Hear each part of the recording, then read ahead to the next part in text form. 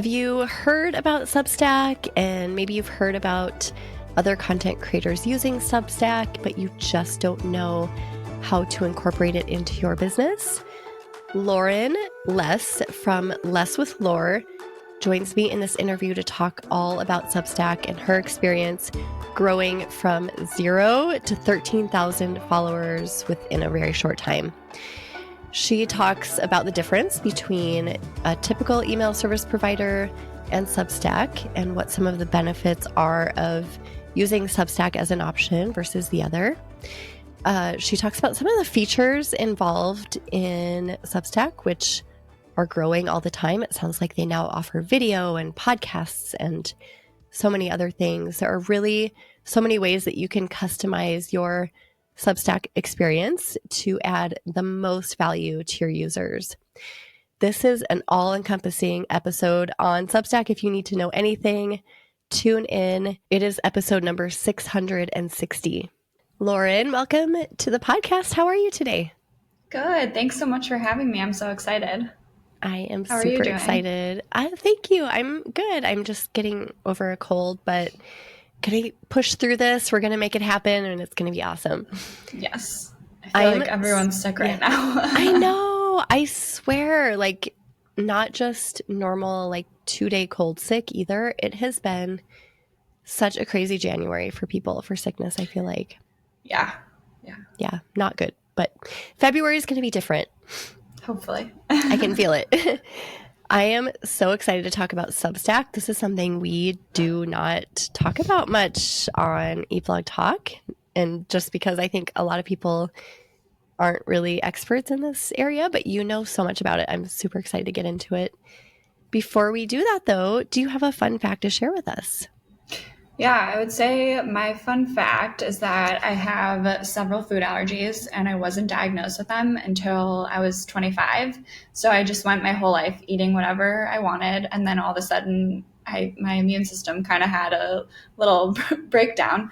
And I all of a sudden had all of these IgE food allergies.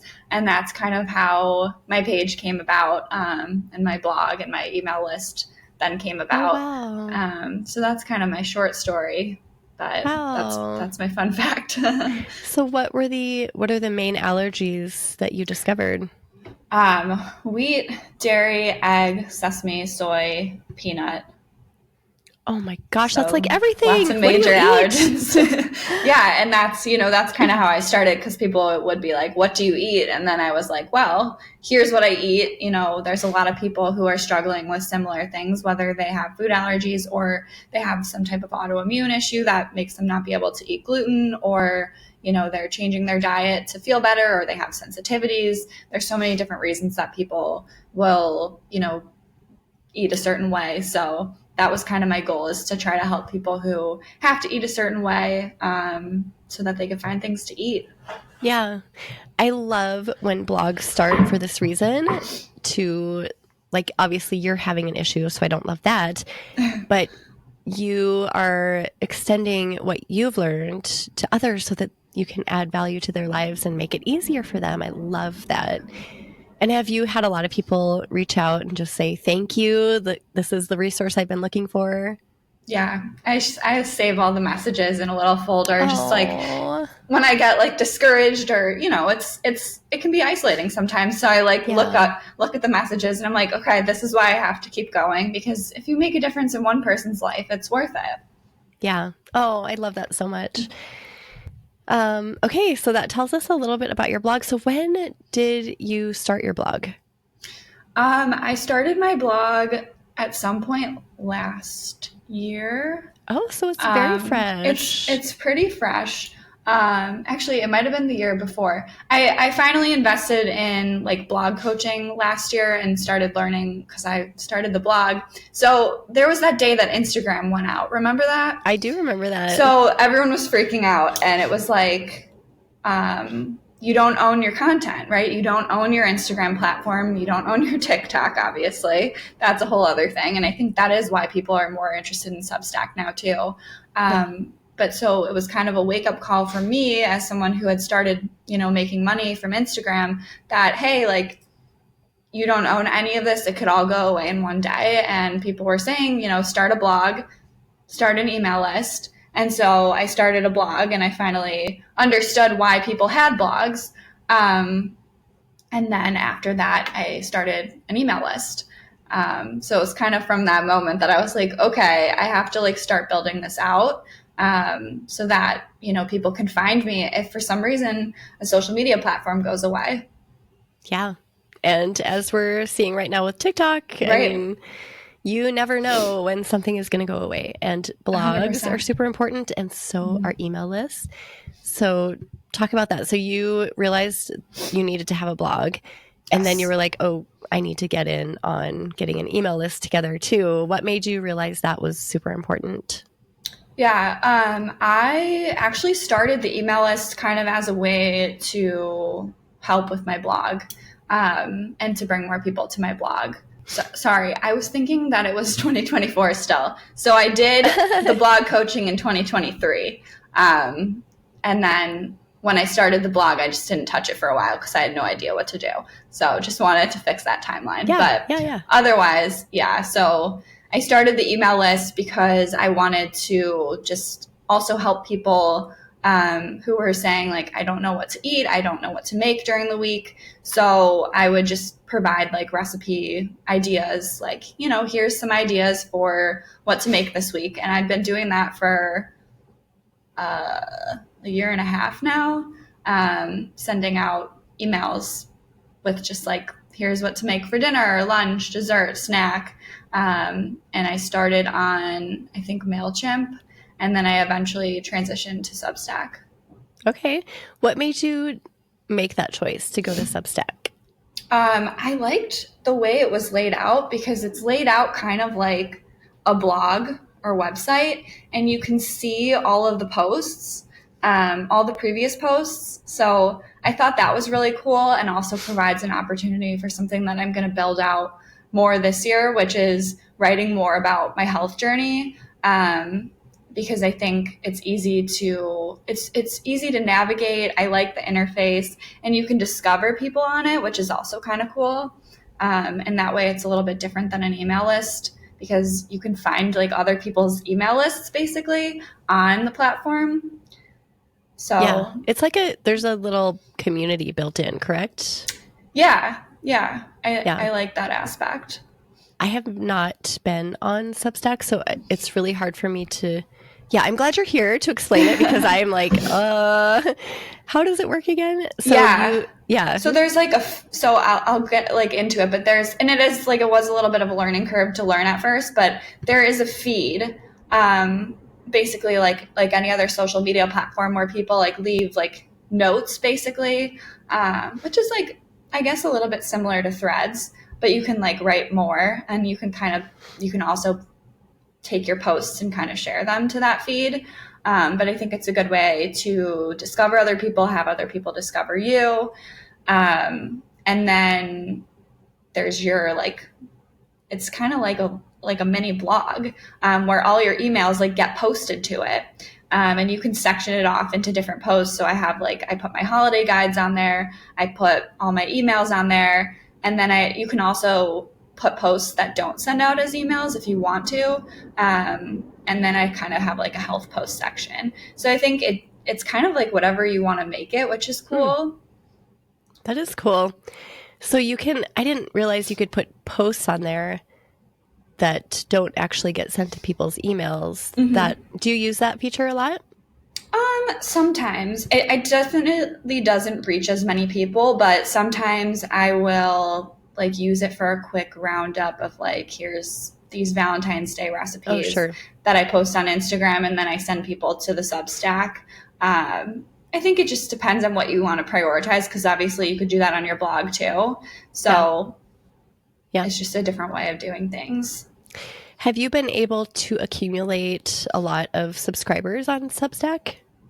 Yeah, I mean, I've been able to convert some of my community over to Substack. Yeah, and it's been, you know, slowly growing. Yeah. Do people who are on Substack seem to be happy there with what you're delivering? And yeah, everything? I think so. And I always I always ask for feedback too, and I always, take feedback. Like recently, a couple weeks ago, someone asked if I could put photos of all the meals. So what I do is I send out recipe ideas, and I have all the links, and then I have all the ingredients listed so they can kind of like take this like grocery list with them to the store. And people were asking if I could put photos of the recipes like directly on there so they could see it, instead of like clicking on it just when they open up the email. Because I would only do like one recipe or two recipes with the photos, and then they just wanted to see all of them. So I've been doing that like as soon as I got that request. So I'm definitely like open to changing it to make it whatever people want it to be. Yeah, that's Whatever's good. going to be the most helpful. Right. You're asking and listening, Yeah. not just asking and ignoring like I used to do forever. So do you manage both? Do you have an email list on a different platform and Substack, or are you solely Substack? I'm just using Substack. Okay. Yeah, so I just use that as my email list now. And it's Okay. also nice because it's free. Oh, okay. And then you can offer subscriptions though to your subscribers, correct? Mm-hmm. Yes. So how does that work? Because you can do like a bunch of different things from what I've heard. Yeah. So I personally, the reason I started was kind of to get more traction to my blog and also to like provide this resource. So I would say, providing more for free than most people do. I do see like a lot of people on Substack have, something similar to me, but it's behind a paywall. And the reason I started was just kind of like to get more people to my blog and to give more free content, because I like to do that. So I do have like a paid subscriber section that has like, additional tips, tricks, like exclusive giveaways, snack ideas for the week, and breakfast ideas. So that's kind of like what's behind a paywall. Like if you want to subscribe, you get more. And that's kind of something I'm always playing with and seeing what else people might want for that part. And I do think that's kind of where I'm going to put some of my health posts too, that will take a lot of time to write. So that's kind of where I think I'm going with that. But the way that it works with Substack, and I've seen other creators do this, is like they'll start writing a post and then the rest of it's behind a paywall. Okay. So I think it just depends. Everyone does things a little bit differently. Some people provide more free content than others. I kind of started off providing a lot of free content, so that wasn't something that I wanted to all of a sudden take away. So yeah, that's kind of how that worked for me. Okay. So those extra goodies you were talking about that you offer behind the paywall, how are those delivered? Do you deliver them all at once? Do you do it consistently, or how does that go? Yeah. So every Friday I send out an email list, and it has all of the like lunch, dinner, snack ideas for the week. And then at the bottom, there's like a paywall, and then it has like the dessert, the breakfast and the snack ideas. Sorry, the dessert is on the free version. And then I'll, give extra tips for the week, or, things that are going on. Like, I just went on vacation. Here's how I navigated vacation with food allergies. Or here's a roundup of like all these Super Bowl ideas that you can make if you're gluten-free and dairy-free. Just additional like bonus tips and tricks for people who are navigating food allergies or like chronic illness or whatever it is. Yeah. Do you put a ton of time into the paywall, the exclusive content? How much time do you spend weekly on that? So I actually have someone helping me with my email list now. So she's kind of like making the graphics. So I'm like choosing the meals, and then she's transferring it all into Canva and like typing it up and making it look pretty. But then I would say like the thing that I do spend the most time on every week is like making that subscriber content. But it probably takes me like 30 minutes to do. Okay. So that's not bad. And yeah. I mean, this seems like something that you're really focused on growing. So I mean, yeah, I think that's a valuable part of your business. Yeah, definitely. I have no idea as far as like what you would charge for a subscription. Do you have a range from like $1 a month or something to what do people typically charge for subscriptions? Yeah, so I'm pretty sure it doesn't let you go under like $5 a month. Um, when I was first starting, I was like, yeah, I'll just charge everyone $1, but it wouldn't let me do that. So I do I want to make it affordable. I think mine's at the lowest it could be, which is like $5 a month. Yeah. Or you can do an annual plan for $40. So that's kind of where mine's at. And I think everyone just does something a little bit different. Yeah. I think there's just like a limit to how low you can go, and then otherwise you can charge whatever you want. And kind of experiment with it too, I assume. Like $5 people are paying for, so maybe I'll increase it to $7 or something like that. Mm-hmm. Yeah. Okay. And then you talked about just offering that exclusive content that people are wanting and actually listening to people and delivering. I imagine that is a huge piece of Substack, just figuring out what value they want and actually delivering it, right? Do you think that is a big piece of being successful on the platform? Yeah, definitely. Yeah, I think with any email list, like you want people to read it. So what's going to be helpful for them? What's going to make them want to read, your email or your Substack? Yeah. And experimentation again, and just For sure. time. I think like you just need to kind of let that play out a little bit. But how do you ask people what they need? Do you just like simply send out an email and say, what do you need? Or do you do surveys, or how do you determine that? Yeah, I will sometimes do like polls on my Instagram story, or you can do polls like within the Substack emails. Sometimes I'll like put a question at the end of my email. And that's how I got the idea to add the photos, because someone responded and was like, hey, could you add photos so we have a visual of like every single recipe every week? So that's how I get some feedback. Yeah. When people reply, listen to what they're saying. Maybe put it in a document. I know I used to get emails all the time back when I first started blogging, where people were basically telling me what they wanted, and I would just kind of get annoyed or like, oh, they don't know what they're talking about, and I delete them. And then later I was like, what was I doing? They were actually telling me exactly what they wanted. Yeah. That's so funny. Right. I think that is a huge thing just with social media in general. Like it's important to listen to what people want, because that's, why they're going to be there if they're, getting the things that they need from your page. Right. And if you're delivering exactly what people need, more people are probably going to line up to consume your content. So, yeah.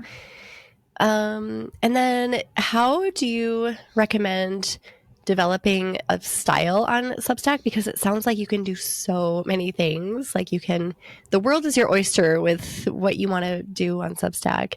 So do you recommend just experimenting a ton, or how do you get to having kind of your style?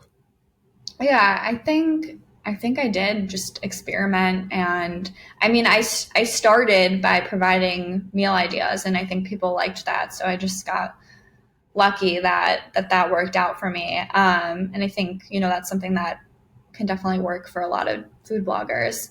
But when it comes to like making it unique, I think that's something to kind of brainstorm on, is like what's specific about your community that maybe is different from other people's, or why should they use your grocery list instead of someone else's? Right.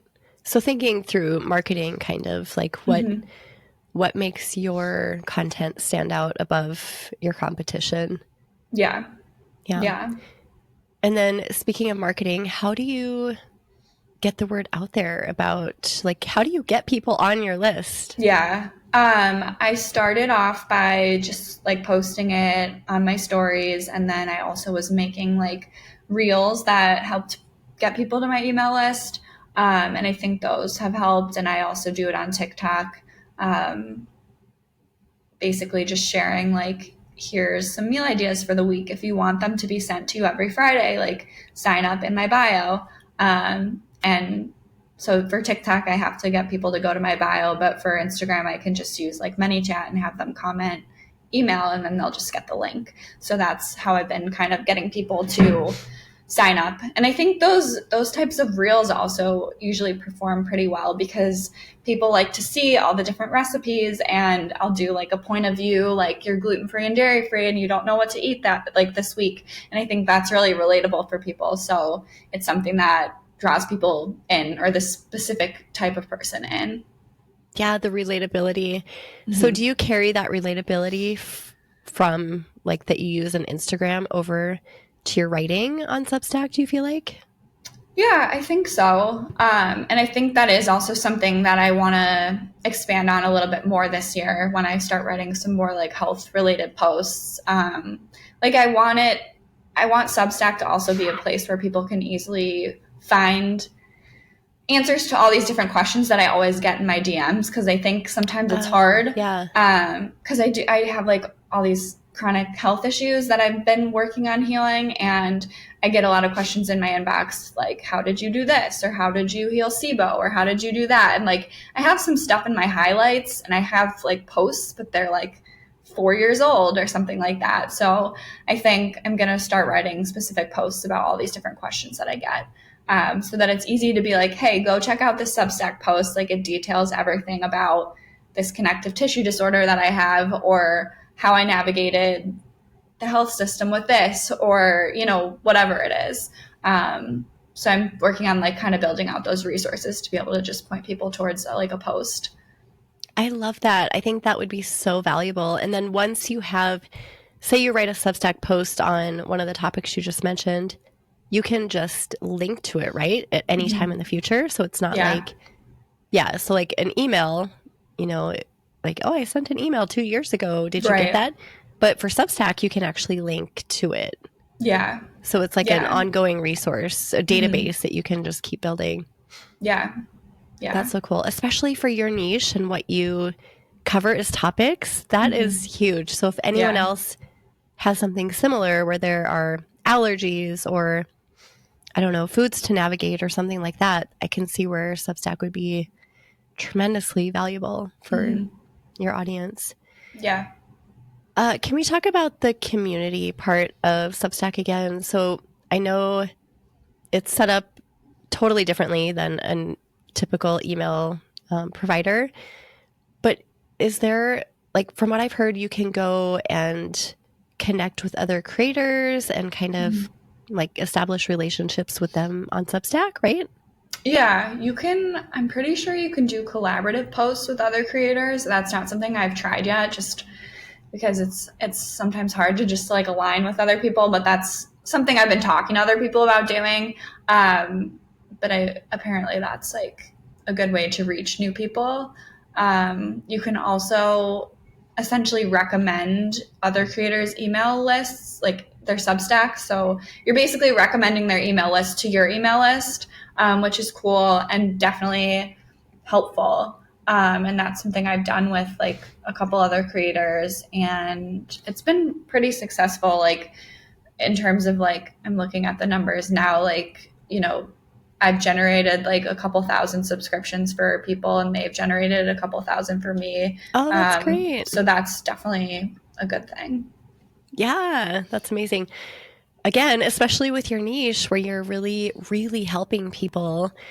If another creator aligns with what you're doing, I can see where they'd be like, oh my gosh, you have to go subscribe to Lauren because she has all the information about all these allergies and navigating them. That's really cool. Is it easy to do, like, kind of talk me through how the community part is set up? Is it like a database that you can scroll through? How do you find these people? It's kind of like other social media platforms where you basically can like type in, you know, if I know one of my friends is on there, I can type their name in and find their page. Or you can find people just like through the feeds. But most of the people that I've like recommended, who have recommended me, are people that I met like through Instagram, and we've been like there's been like a conversation like, hey, I saw you're on Substack. I'm starting a Substack. Could you recommend mine? Or, people that I already had previous relationships with on Instagram. But there are like new connections that I've made through Substack as well, which has been cool because you can message on there as well. Okay, that's cool. And then are there any sponsorship opportunities through Substack? Yeah, I would say it's like just similar to an email list in the way that you can, have paid sponsorships from brands like on, your email list essentially. Have you done any of those? Are they Yeah. Okay? Are they lucrative? Are they easy?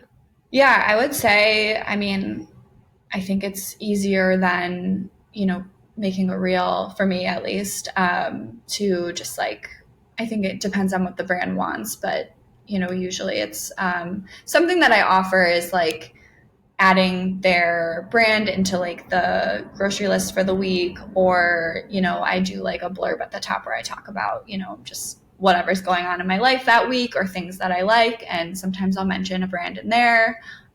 So it just kind of depends. Okay.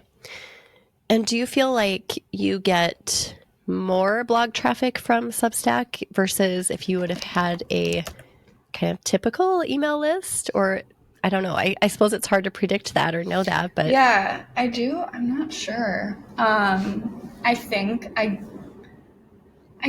so. I think people do like the layout of it, but I guess just simply in the way where I have like a couple thousand more subscribers from like other creators that I probably wouldn't have had. I think that's definitely helpful. So yeah, it's hard to know, right? Like how hard to measure when you don't it's have hard to measure. Yeah. the other variable to measure against. Right. Well, it also tells me that I've gotten 567 subscribers from, let's see, from the app directly. So I think, that's helpful too. Like people just finding me. So. Because users go on to the app just to find information, right? It's not, it's like a feed, I think, for just like the typical user. Yeah. Okay. And then they'll find like, oh, I have a peanut allergy. This is so great. And then they'll subscribe to you, that sort of thing. Yeah. Okay. And then you said you've gotten about 500 or so subscribers from the app. How many, do you mind sharing how many subscribers you have overall with just since you've started? Yeah, let's see. About 13,000 subscribers. Oh my gosh. And when did you start? Just I think like a year and a half ago. Lauren, that's amazing. 13? Yeah. Oh my goodness. I think I transferred onto Substack maybe a year ago. Wow, that's really great. Yeah. So what are your future... I didn't know anything about email lists either, so I just like didn't know how many subscribers you want or what you want the open rate to look like or anything. So that's been like a learning curve for me too. So wow, just kind of learning as I go. That's great. What are your future plans for Substack? Do you have big hopes and dreams? Do you have like a certain subscriber number you want to hit or goals this year for Substack? Yeah, I think, like I was saying, I definitely want to get more health posts on there. And I think that will be helpful to kind of build it out. And then just like, I guess probably continuing to be more consistent with promoting it. I'm pretty consistent with promoting it on TikTok, but I could be a little more consistent with promoting it on Instagram. And then, I would say like I would love to hit like 20,000 subscribers. And I think the main goal is to like bring people from my other platforms over to the email list, and figure out like what I could provide them that will be valuable enough that they'll want to sign up for it. So that's kind of providing value, right? You have something that truly can offer so much help to people. I just recently found out that my body is not liking soy, and I've been so sick off and on for the past 6 months or 9 months or something, and have not been able to figure out why. And then literally one day I was like, oh my gosh, this is something I'm eating. I can't believe it took me this long to figure it out. I've never had any sort of allergy or sensitivity or anything in my life. So it just didn't occur to me. But then I figured it out, nailed it down to soy. And I'm kind of struggling. Like I've always just eaten whatever I've wanted. Mm-hmm. So now going out is really stressful for me because soy is in everything. It's in like salad dressings. It's in, I mean, restaurants can cook soy or meat or like anything in soybean oil.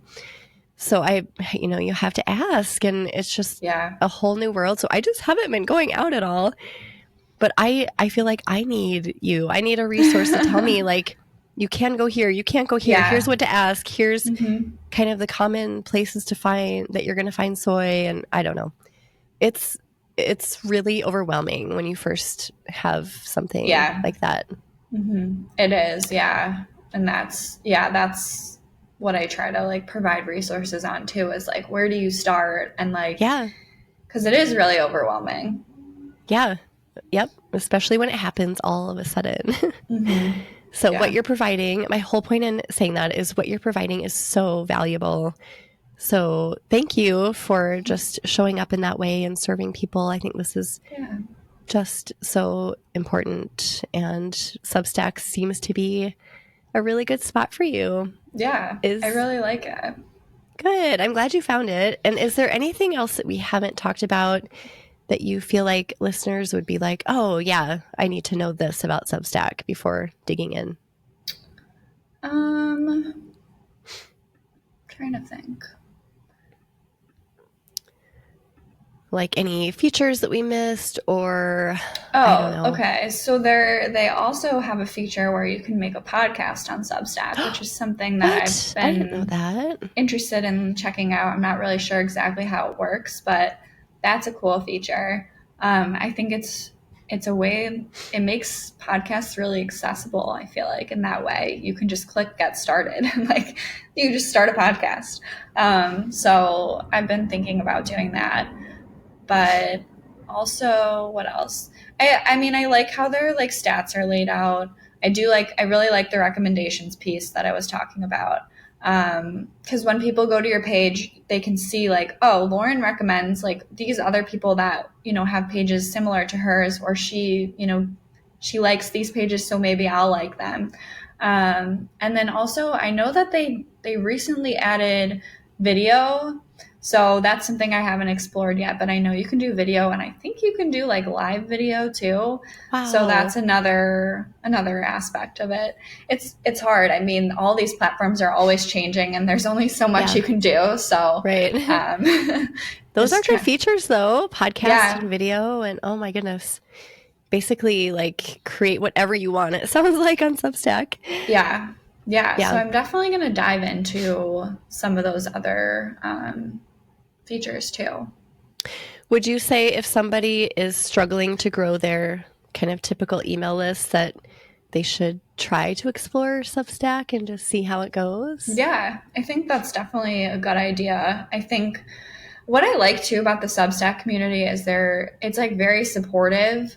It feels like a little bit different than some of the other social media platforms. And I think a lot of people feel that way because I see that over and over. Like people will write notes that are like, Substack is like it feels so cozy here. It feels so welcoming. It feels so different. And people are like, I'm deleting every other social media app besides this one. Like, I don't know. It's funny to like scroll through and look at my feed because a lot of people seem to feel that way, that, Substack is just like a supportive little spot corner of the internet. Yeah. I love platforms that have that feel because some definitely don't, right? Like some, you're going to get slammed in comments and people are just a little bit more harsh. So I love hearing that. I feel like I've kind of been ignoring my email for a long time, and I feel really inspired right now. Like, oh, should I try this? Should I go to Substack? So you've definitely sparked a little inspiration in me, Lauren. Thank you. Yeah, of course. I think that would be great to have your stuff on Substack too. Because I think people are interested in it too and would read about it. Yep. All right. Well, I will consider, and I hope that everyone listening considers too. Thank you for sharing all of this valuable information and for showing up for your community the way you do. Yeah, of It course. was a pleasure to chat with you today. You too. Thanks. To end, do you have either a favorite quote or words of inspiration to leave with my listeners? Yeah, I think just starting is like a good piece of advice that I usually give to people when they ask me like how I built what I've built. I'm like, you just have to start somewhere. And like, I look back and I'm like, none of my stuff was perfect. You just have to start somewhere and you grow. You know, if you're trying to make it perfect before you put it out, like you're never going to start. And so I think that's just my biggest words of advice for anyone who's trying to create something, whether it's a Substack or an Instagram or a TikTok or whatever it is. You just have to start somewhere. Or a simple blog post or a simple email, like literally anything. That is such great advice. I love it. We'll put together a show notes page for you, Lauren, with everything we've talked about today. If you want to go look at those, head to eatblogtalk.com/lesswithlaur, and that's spelled Laur. Tell everyone where they can find you, Lauren. Yeah, you can find me on Instagram, TikTok, Substack, Less with Laura, and my blog is also lesswithlaura.com. Awesome. Thank you again for being here, and thank you for listening, food bloggers. I'll see you next time. Thank you so much for watching. If you enjoyed this topic, be sure to watch the video shown on the screen. See you next time.